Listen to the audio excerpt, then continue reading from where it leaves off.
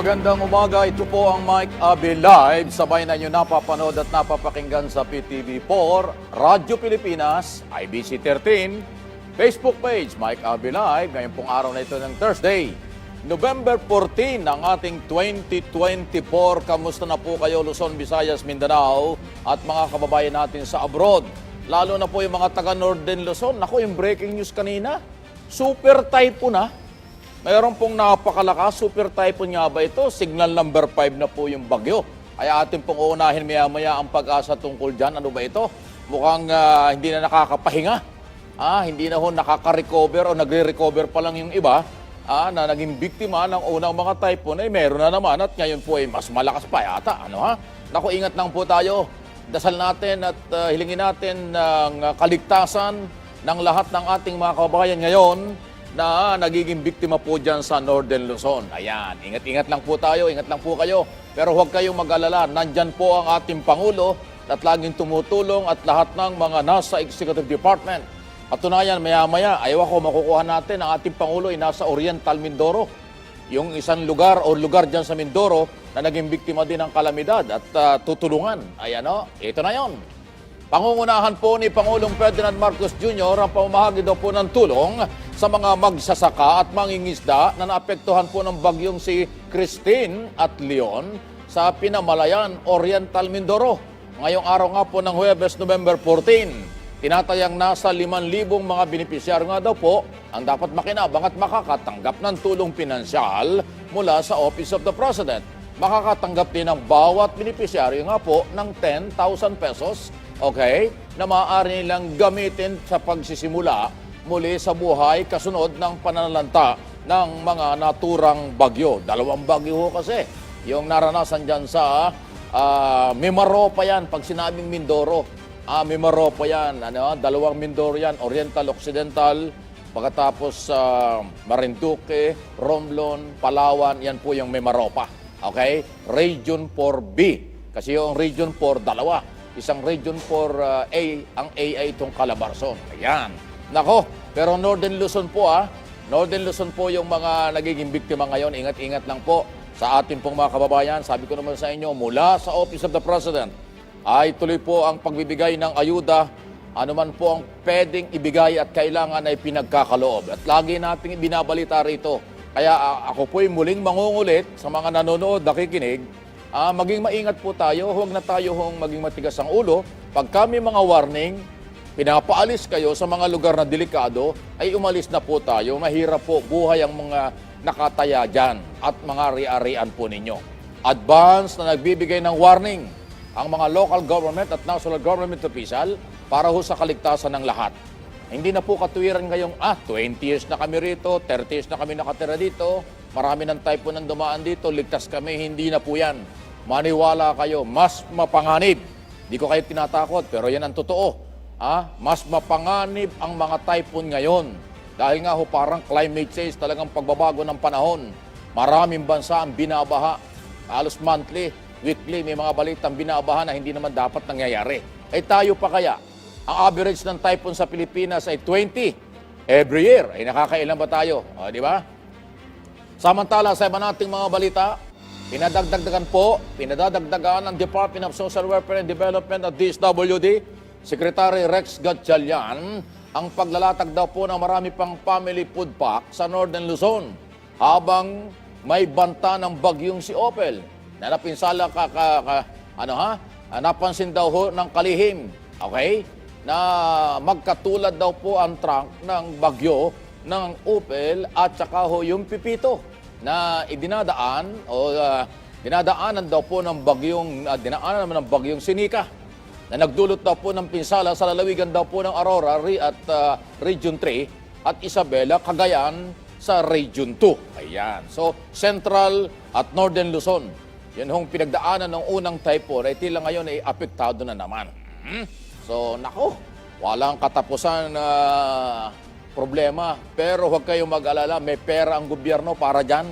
Hindi pwedeng walang pera, kaya kahit na napakarami ng bilyon ang ginagastos para sa ayuda, magpapatuloy pa yan dahil hindi matitiis at obligasyon ng pamahalaang alalayan, tulungan sa anumang mga bagay ng pangailangan ng mga biktima ng typhoon o kalamidad. Sayang, ano?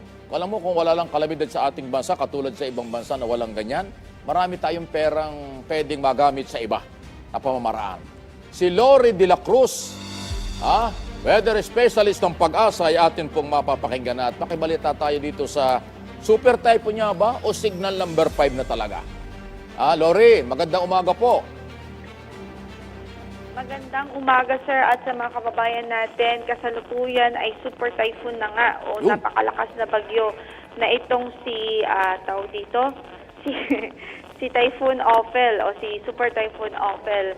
At kaugnay dyan, signal number 5 na po ang tinas natin yan sa northeastern portion ng mainland Cagayan. Signal number 4 naman sa southeastern portion ng Babuyan Islands, northern eastern portions ng mainland Cagayan, at sa northern eastern portion ng Isabela. Samantala, signal 3, number 3 sa rest of Babuyan Islands, the rest of Cagayan, the northern, central, and southeastern portions ng Isabela, northern portion of Apayao, and the northern portion of Ilocos Norte. Sa mga nabanggit nating lugar, itong mga tatlong signal na ito, yung 5, 4, 3, ibig sabihin napakalakas na hangin po ang mararanasan po nila in the next coming hours. So, ngayong hapon, ang inaasahan nating landfall nito sa may northeastern Cagayan. So, affected talaga halos buong northern Luzon and some parts of central Luzon. In continuation, signal number 2 sa Batanes, western and southern portions of Isabela, northeastern portion of Quirino, the rest of Apayao, Kalinga na northeastern portion ng Abra, eastern portion ng Mountain Province, eastern portion of Ifugao, the rest of Ilocos Norte, and the northern portion of Aurora. Habang signal number 1 sa natitirang bahagi ng Isabela, rest of Quirino, Nueva Vizcaya, the rest of Mountain Province, the rest of Ifugao, the rest of Abra, the northern portion of Benguet, Ilocos Sur, the northern portion of La Union, northern and central portions ng Aurora. At so far, yan po yung latest natin kay Ophel. Again, super typhoon na po ito, kaya ang kanyang taglay na lakas na hangin ngayon, umabot na sa 185 kilometers per hour near the center at kasinat na 230 kilometers per hour. At yes po, sir? Loren, matanong ko lang, sa ngayon, anong sitwasyon, ano ang malakas, hangin o ulan dito sa super typhoon na nangyayari? Actually, in terms of hangin, talagang very violent na hangin. So, napakalakas na hangin. Yung ulan naman, concentrated doon sa malapit sa sentro. Halos. Pareho kasing delikado yan. Pag maraming ulan, magbabaha. Pag malakas ang hangin, nakakasira ng bahay. Nakakasira ng mga taniman. Di ba? Kung magkasabay ito, naku, talaga naman. Sige, ingat lang at sana may mga bago pa sa susunod na mga oras dito sa typhoon na ito. Ophel. Okay. Thank you, Lori. Thank you po. Lori de la Cruz ng Pag-asa. Ayan po kanina. Sabi na nga ba, yung breaking news kanina Super typhoon, signal number 5. Kaya ingat-ingat lang po kayo. Huwag kayong makukulitan sa akin dahil hanggang mamaya uulit-ulitin ko yung panawagan nating ingat po tayo. Huwag kayong mag-alala. Nandyan po ang ating national and local government na aalalay sa inyo. Nandyan din ang mga volunteer na mga non-government organization. Kayo po na mga nakikinig, mga taga rito sa ibang lugar na malayo sa Northern Luzon o kayo mga overseas Filipino workers, ay mayroon pa kayong access sa communication sa inyong mga pamilya, kasama kayo na magbigay ng paalaala.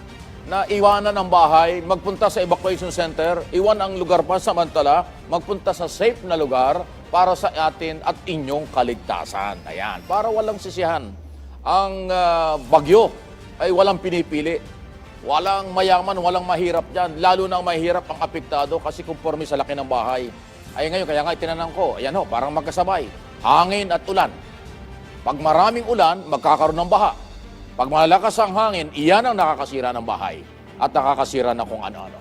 Dahil dyan, si Engineer Maria Teresa Carrido, Disaster Risk Reduction and Management, the Reduction Unit, Department of Agriculture sa may parte naman ng Mimaropa, ay ating alamin kung ano na ang kalagayan doon sa kanilang monitoring. Okay? Magandang umaga po, Ma'am Engineer.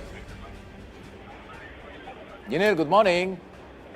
Hello, good morning po. Magandang umaga po sa lahat po ng ating mga tagapakinig. Okay, kumusta po ang Mimaropa? Anong lugar sa Mimaropa ang merong problema ngayon? Ay, ganon Sandali at nadinig ko na siya pero mukhang hindi nagtuloy yung magandang signal. Mimaropa, saan kaya siya sa Mimaropa? Kasi malawak yan 2 Mindoro, Romblon, Marinduque at Palawan. Okay, kung saan nandun man ang ating Pangulo sa Oriental Mindoro ngayong mga panahong ito. So, tingnan natin ho. So, yan ho, ang bahagi ng... pasensya na po kayo, kinukulit namin ang lahat ng ahensya ng pamahalaan na merong kapabilidad at obligasyon na rin na i-monitor ang sitwasyon. Balikan natin si Engineer Maria Teresa Carrido. Engineer, muli, magandang umaga po. Opo, magandang umaga po, sir, at sa lahat po ng ating mga tagapakinig kayo. Umaga po na ito. Salamat po. Anong lugar sa Mimaropa ang merong problema ngayon? Especially, alam mo na, sa pasama ng panahon at kung ano pa ang meron. Sa ngayon po, yung nag-intent na 7. sa ngayon po, actually po, ang buong, lahat po ng probinsya ng Mimaropa ay tinamaan po ng Typhoon Hagin. Ano po, yan po ay meron tayong higit 20,000 for the farmers at tinamaan po ng Typhoon Hagin. Mula po yan sa probinsya po ng Oriental Mindoro hanggang Kasi si Mayor na. Sino ba yung boyfriend mo? Sino ba yung lalaking pumapasok? Engineer, sandali Merong party line eh. Engineer, Yes po. sandali kasi merong pumapasok. Hindi ko alam kung kapitbahay mo yan, kapitbahay ko rito. Ayan nagchichismisan. Katabi mo ba sila? Hindi naman na po. Wala po. Pero bakit may maingay dyan? Anyway, pwede bang ilakas-lakas mo na lang yung boses para masapawan natin sila? Merong nagchichismisan. Hindi ko alam kung nasa saan yun. Sa linya. Ayan, namamusik pa. Talaga, minamamas ko pa.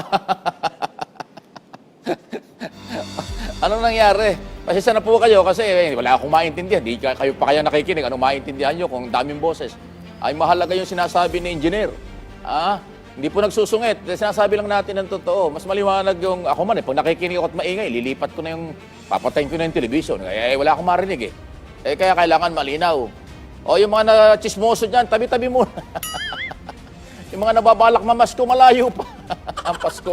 November pa lang Nakatutok tayo sa typhoon. Sige lang, hindi namin alam. Ewan ko saan yun. Bakit talaga maingay? Mas maingay yung walang pakinabang kaysa sa pakikinabangan natin. Tuloy ang ating mga balita.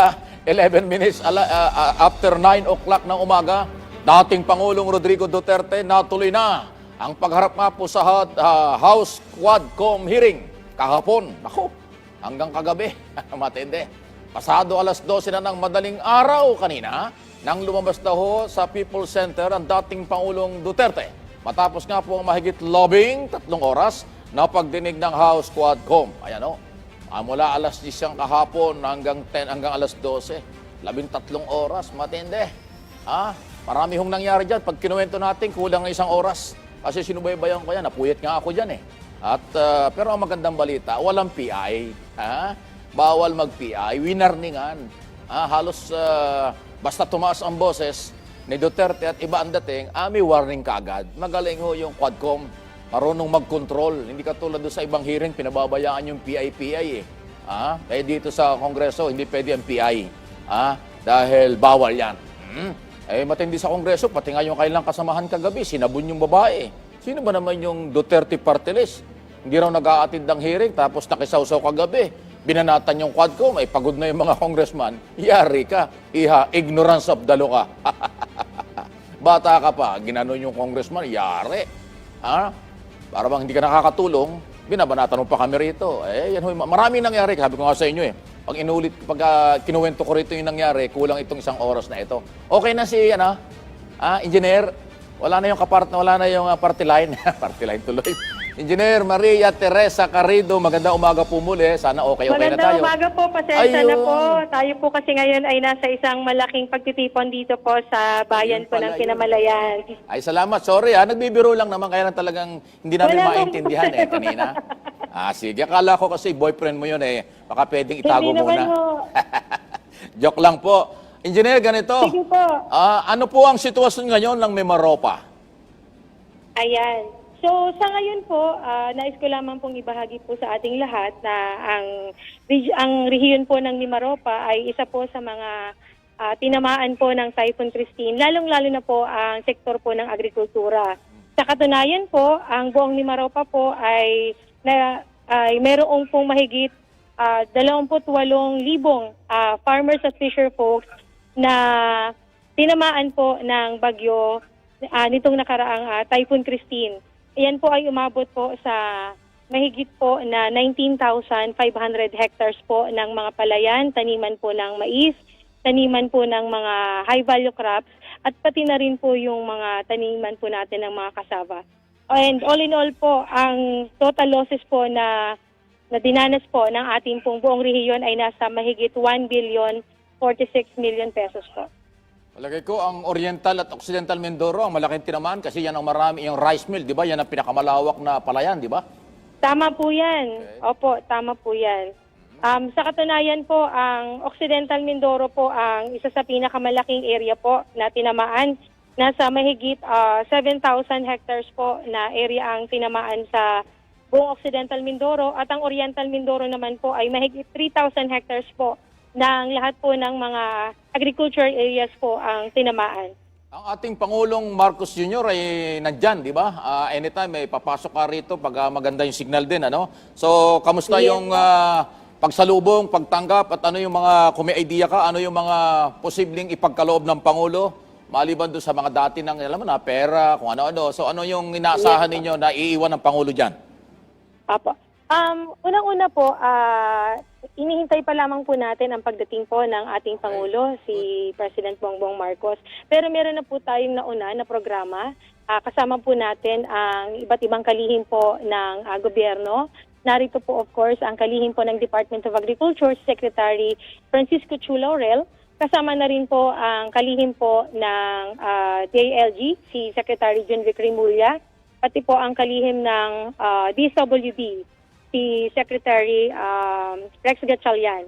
Pero po kanina po ay natapos na po ang kanilang pong pagbibigay ng mga impormasyon at mensahe sa ating pong mga magsasaka at mangingisda na nandito. At kasama din po sa kanina na namigay po si Secretary Laurel ng cheque sa mga farmers po natin na nabigyan po ng indemnification. Sila po yung mga farmers natin na nag-file po ng insurance sa Philippine Crop Insurance para po sila ay makapag-claim ng indemnification once po na may tumamang bagyo kagaya po ng Typhoon Christine. Yan po ay umabot ng, para po sa buong Oriental Mindoro, meron pong mabibigyan na 45 na farmers dito po sa second at first district ng Oriental Mindoro, at nagkakahalaga po yan ng 683,000. And bukod po dyan, kamaya po pag dumating po ang ating mahal na Pangulo, ay magkakaroon po din na pamimigay ng presidential assistance to farmers and fisher folks and families. Ito po ay pamimigay na cash assistance po sa ating pong mga naapektuhan ng Typhoon Christine. Sa pamamagitan po yan ng DSWD, sila po ang lead agency. Okay. Kasama po kami na nag-verify at nag-validate po ng mga kwalipikadong pangalan na mabibigyan po ng cash assistance po ng ating Pangulo ngayong araw po na ito. Pero ang lumalabas dito, Engineer, sa sinasabi mo, yung ibang lugar sa Mimaropa, hindi naman masyadong apektado tulad ng Marinduque, Romblon, Palawan. Ayan kasi yung mga kasama ng Mimaropa, hindi lang yung dalawang Mindoro, Oriental, Occidental, di ba? Yes po. Ano po, ang apektado po natin na mga halos lahat po ng probinsya po natin ay apektado. Ang pinakamarami po syempre ay ang Occidental, sumunod po Oriental. Ang Palawan din po ay mahigit 2,500 hectares po na agricultural areas ang tinamaan po ng Typhoon Christine. At ang ito pong Romblon, may mahigit po 1,000 hectares po na area na tinamaan, at ang Marinduque naman po ay mahigit 800 hectares. Ang dalawa pong probinsya ng Romblon at Marinduque, medyo maliit po ito kumpara po doon sa tatlong ibang probinsya. Kaya medyo talagang malalaki po ang tinamaan po sa kanila. At sila po talaga yung mga major agricultural areas po natin. Pagdating sa, alam mo naman, yung qualification, sino ba yung mas malaki yung damage, mas malaki ang dapat tulong, sino ba yung medyo light lang naman yung naging problema, di ba may mga ganong category? Hindi naman siguro, or ano ba talaga ang yes. plano? Lahat ng Apo. biktima, pare-parehas ang ayudang ibibigay, or mayroong category 1 or category 2 na binag-uusapan? Paano ba ito? Apa. Base po sa impormasyon po na binigay sa atin ng counterpart ko po sa DSWD, ay pare-pareho po sila dahil dito po sa Oriental Mindoro, dahil sila po yung mauunang mabibigyan, may higit 7,000 po kasi na farmers ang affected sa kanila. Sa ngayon po ay nag-cross-match po kasi ang DSWD, nag-validate ng mga pangalan kung merong mga duplicates at meron po talagang hindi naman qualified.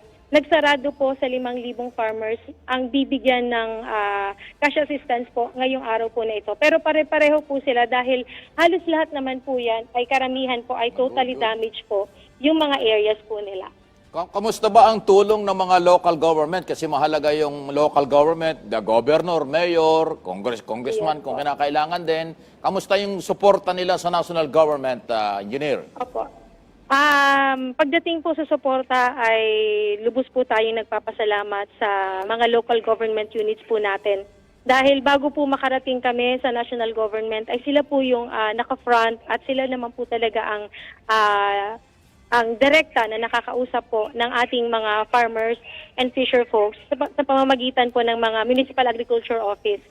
Malaki po ang pasasalamat namin dahil sa lahat po ng pagkakataon na kailangan namin na mag-coordinate sa kanila para po sa pag-consolidate ng mga damage and losses, pati na rin po sa pagbaba ng mga programa, ay sila po yung katulong po namin para maipaabot po ito ang mga interventions sa ito sa tama at akma po ng mga beneficiaries po natin sa bawat munisipyo. Okay. Dahil sa alam kong kabisado ko kasi yung Mimaropa, medyo malawak yan, puro dagat yan, hindi ganun kadaling mag-travel. Dahil dyan, bibigyan kita ng pagkakataon ngayon na sa magitan nitong television, ang People's Television, ang Radyo Pilipinas at IBC 13, maging ang social media, nasa iyong pagkakataon para sa mensahe at gusto mong iparating dahil malawak yung sakop mo, so itong ganitong klaseng communication, sure na malaki ang magiging tulong sa inyo at sa ating mga kababayan. Nasa iyo ang pagkakataon, engineer. Sige po. Ayan po, maraming salamat po. Sa lahat po ng ating mga tagapakinig dito po sa rehiyon ng Mimaropa, sa lahat po ng probinsya mula po sa Oriental Mindoro, sa Occidental Mindoro, sa Palawan, sa Romblon, hanggang sa Marinduque, lahat po ng ating mga magsasaka at mangingisda, lagi po natin tatandaan na ang gobyerno, lalong-lalo na po ang kagawaran ng pagsasaka ay hindi po tumitigil para maipaabot po sa inyo ang kaukulang mga programa at tulong na kailangan po ninyo, lalo na po sa panahon na meron po tayong mga kalabidad at sakuna.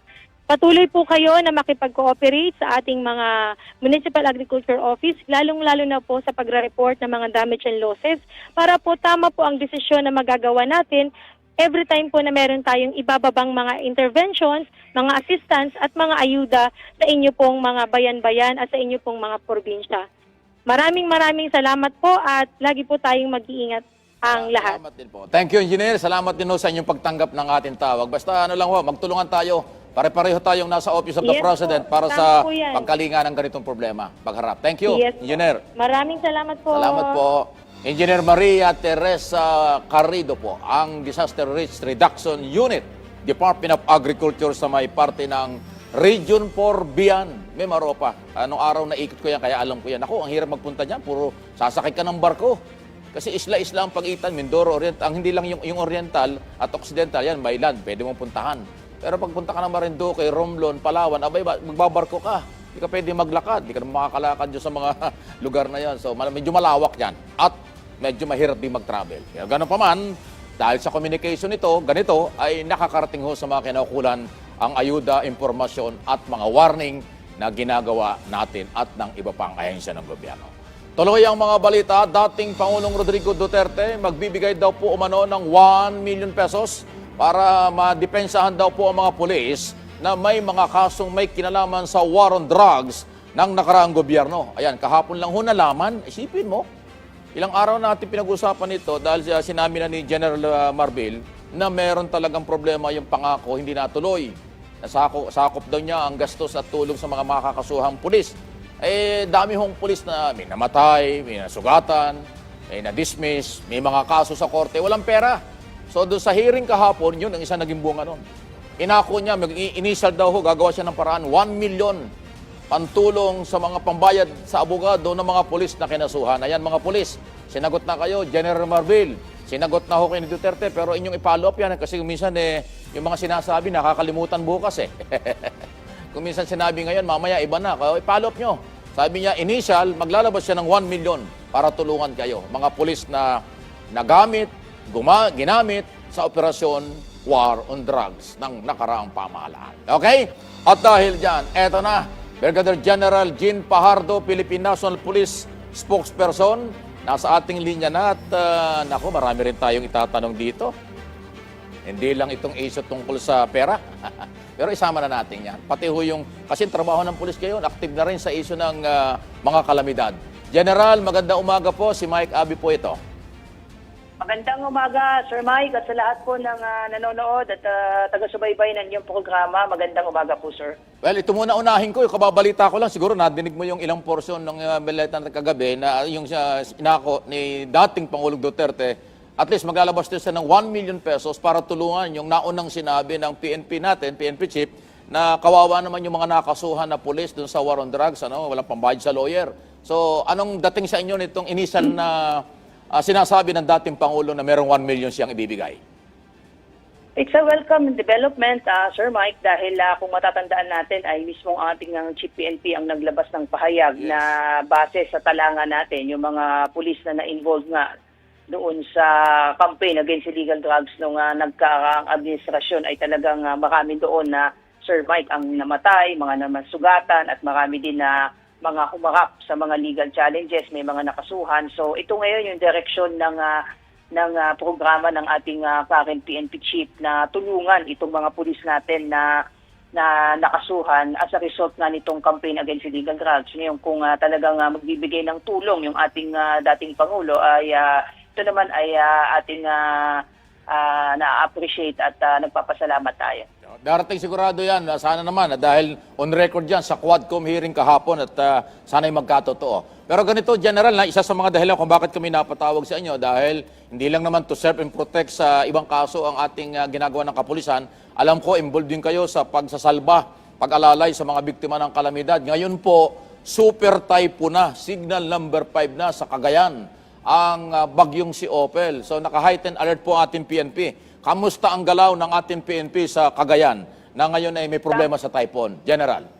Tama po, Sir Mike. Naka-heightened alert po tayo as early as Monday nga po at mahigit 2,000 na po yung ating nakadeploy in anticipation nga ni pong malakas na bagyo, lalong-lalo na po dyan sa Region 2 na siyang sentro nitong bagyo. May mga maliban dyan sa mahigit 2,000 or close to 3,000 actually, meron pa tayong reserve standby forces nasa around 7,000 mahigit at tumulong na rin ang PNP doon sa mga force and preemptive evacuation lalong-lalo na doon sa mga affected areas na expected nating tatamaan ng bagyo and as of today, Sir Mike, ay nasa around 27,000 mahigit na po itong mga na-evacuate po na individuals at mahigit 50 na rin po yung sinagawa po nating search, rescue, retrieval, and relief operation. At magtutuloy-tuloy po yan hanggat ito nga, nararamdaman natin po itong epekto po ng bagyo. Well, maliban po dyan, isang gusto rin namin malaman, ito magandang balita ito dahil mukhang patuloy na nagtatagumpay ang ating administrasyon under ni President Marcos laban sa illegal drugs at sa tulong ng gawa, pangunguna ng PNP at ng PIDEA, abay nakakalulang 40 billion daw po na halaga ng drugs ang nakumpiska. At ang magandang balita rito hindi napapag-usapan ng casualties, ibig sabihin wala. Maayos, pagrespeto sa human rights violation o karapatang pantao ng mga mamamayan ang umiiral, pero kayo ay nakakakumpiska at nakakahuli ng mga nasa likod nito. Ang gandang balita nito, General. Tama po, Sir Mike. Yan naman po yung pagtupad dun sa pangako ng ating presidente, si Presidente Bongbong Marcos po, na itong ating kampanya against illegal drugs ay magtutuloy-tuloy. Subalit ang emphasis po niya ay dapat maging holistic ang approach. Dapat wala talagang unnecessary deaths. Dapat ang preservation of human life ang gusto niya. At itong 40 billion worth of illegal drugs confiscated during the time ng ating presidente ang nagpapatunay na seryoso po yung ating gobyerno sa pagsugpo sa sa problema po sa illegal drugs. At yan po yung commitment po ng PNP at nung nakaraang Lunes nga po ay pinulong ng ating Pangulo ang PNP, NBI, PIDEA, para magtulong-tulong para mas lalo pong palakasin yung kampanya natin against illegal drugs at syempre para i-strengthen din yung collaboration between and among our law enforcement agencies po. Tama yan. Congratulations po sa inyo at ang suporta ng bayan, ng taong bayan, siguradong nandyan dahil nakikita nila na rule of law ang pinaiiral. So nababawasan ang mga paglabag sa karapatang pantao at palagay ko magpapatuloy ito, General. Ano po?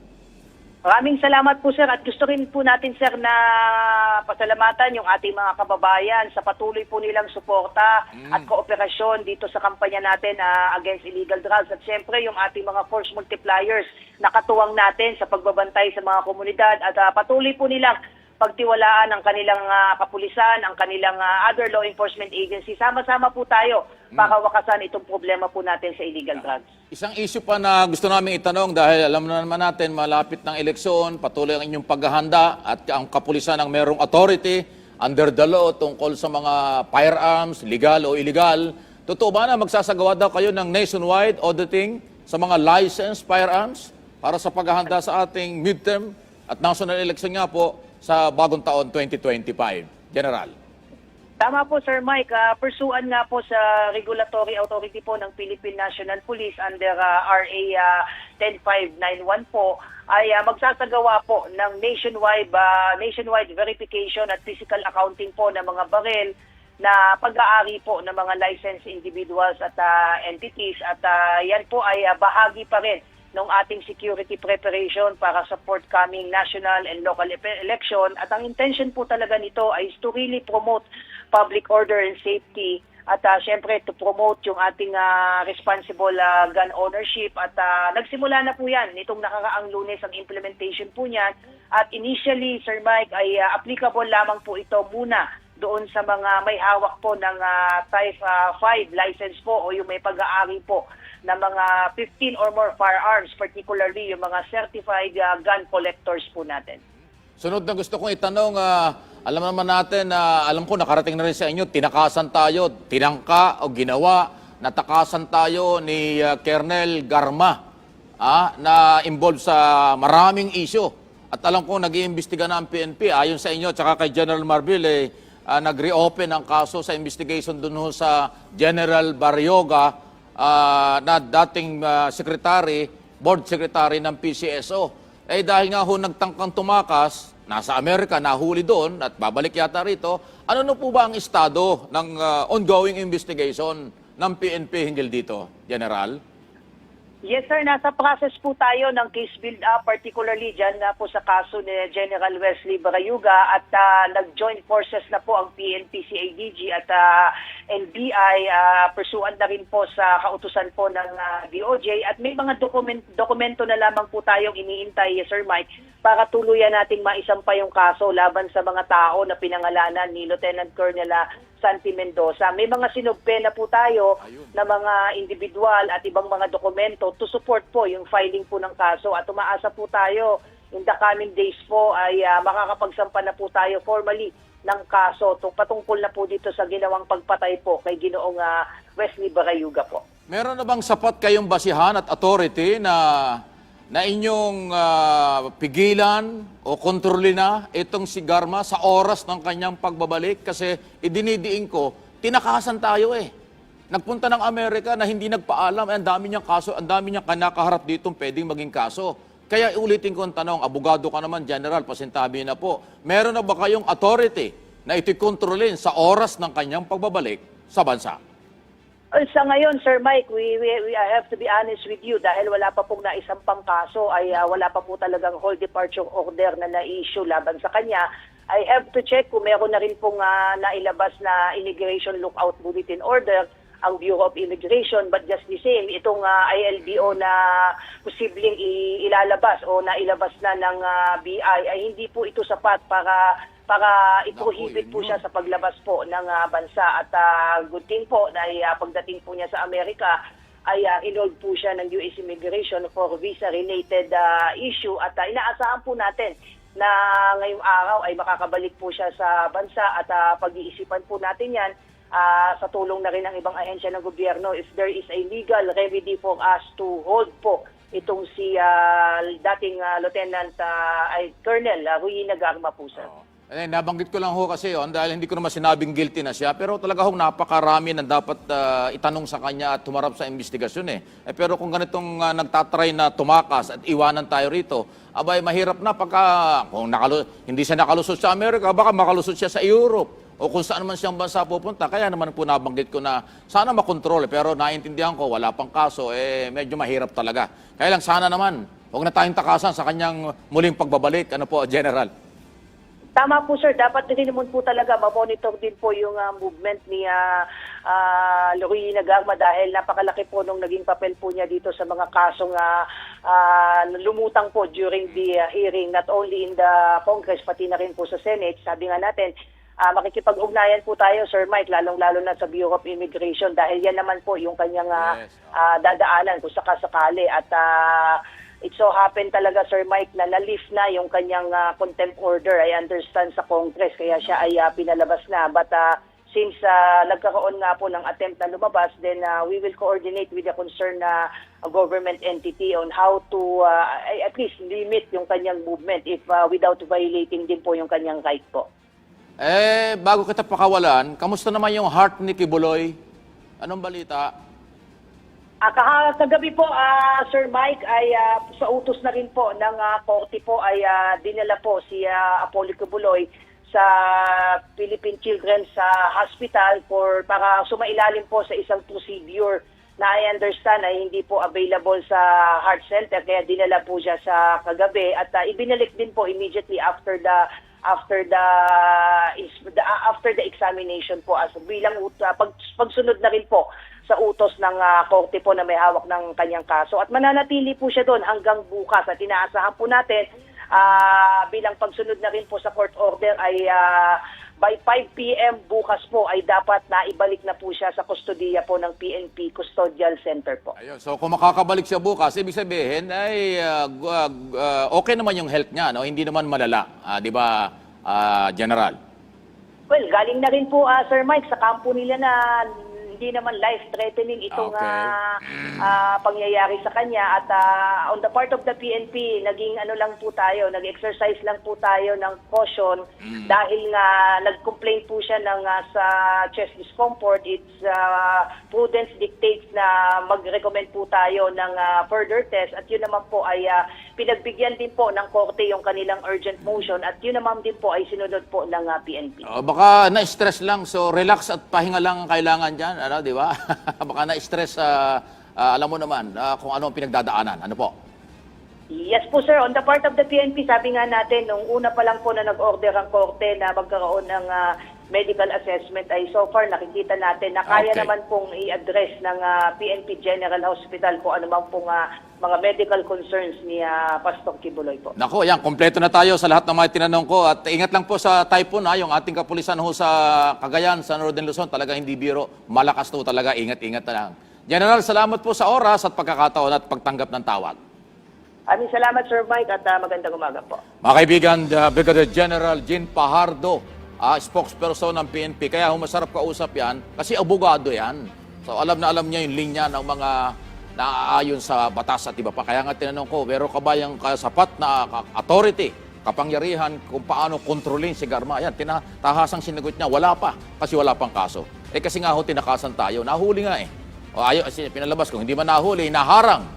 Dahil kanselado ho yung kanyang US visa. 2 beses na yan Nagpunta ng Japan, mula Japan, gustong punta ng Amerika. Pagdating sa Japan, hindi siya pinayagan dahil sabi ng Japanese authorities, sandali lang mo ma'am, may problema ang visa mo, hindi ka pwede namin payagang umalis. O ayan, hindi naniwala. O pag uwi ng Pilipinas, humarap sa hearing, o ngayon umalis, o pag dating huli, or hinold sa immigration. Ako sa immigration ng US, hindi ho biro dyan. Kahit pabalik, ako ilang beses na akong bumalik dyan. Maraming tanong talaga, bakit papasukin pa kahit na ikaw ay ilang beses dumating dyan at pabalik-balik ng ilang taon. Lagi kang tatanungin ng seryoso sa immigration. Ilang araw ka rito, saan ka titira, anong business mo rito, anong lakad mo rito, meron ka bang, parang insulto pa eh, meron ka bang kapabilidad na manatili dito kung ilang araw, ganyan ang mga tanong sa iyo, ng mga taga-immigration doon. Kaya pag bago ka, kakabahan ka talaga. Kaya bawal mambola ron, bawal din ang fake doon. Kaya ho talaga magsasabi ka ng totoo, ha? Doon ho sa mga bago at di pa nakakarating doon, ay at least meron kayong idea. Ang akin, personal experience. Sa ilang beses na kung pagbabalik-balik yan, talaga hong mahigpit ang kanilang immigration. Ala siyang pakialam kahit sino ka. Sila ang masusunod kung anong gusto nilang itanong. Pag hindi mo nasagot, pababalikin ka talaga pag nagkamali-mali ka. Okay? Break muna tayo, 9:39 ng umaga at sa aming pagbabalik, ang buhos pa ng mga balita dito sa Mike Abilay.